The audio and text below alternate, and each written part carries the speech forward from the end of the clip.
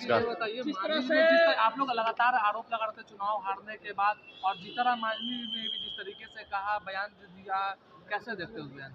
नहीं देखिए, निश्चित तौर पे इसी के लेके तो हम लोग लड़ाई लड़ रहे हैं। आदरणीय राहुल गांधी जी के साथ वोटर अधिकार यात्रा पे हम लोग निकले थे, और यही लोकतंत्र जो है खत्म करने पे लगा हुआ है भारतीय जनता पार्टी और उनके सहयोगी दल।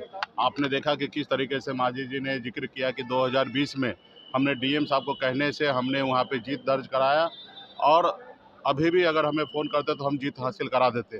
तो इसी के लिए हम लोग लड़ाई लड़ रहे हैं कि भाई बाबा साहब भीमराव अम्बेडकर ने इस देश में लोकतंत्र में गरीब जनता सभी को वोट गिराने का अधिकार दिया है, और उन्होंने सुनिश्चित किया कि 5 साल नेता काम करे, अगर 5 साल में अच्छे काम नहीं करेंगे तो सबको बदलने का अवसर जनता के हाथ में था, जनता मालिक था। लेकिन इन्होंने भारतीय जनता पार्टी, आप देखिए किस तरीके से बिहार में ऐन टाइम पे योजना ला के हर किसी के खाते में 10-10 हज़ार रुपया दे देना, 20,000 करोड़ रुपया खर्च कर देना, और बिहार में जनादेश अपने पक्ष में कर लेना।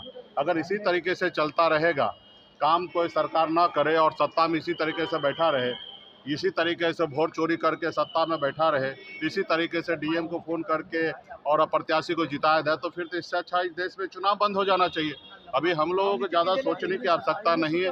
अभी ज़्यादा बिहार और देश की जनता को सोचने की आवश्यकता है कि देश में लोकतंत्र रहे या ना रहे। इसके लिए आने वाले समय में हमारे देश की सभी जनता को सोचने की आवश्यकता है, और ये हम लोग पहले से ही कह रहे हैं कि देश में लोकतंत्र खत्म हो रहा है। इसको आने वाले समय में हम लोग मजबूती से लड़ाई लड़ेंगे। नीतीश कुमार का हिसाब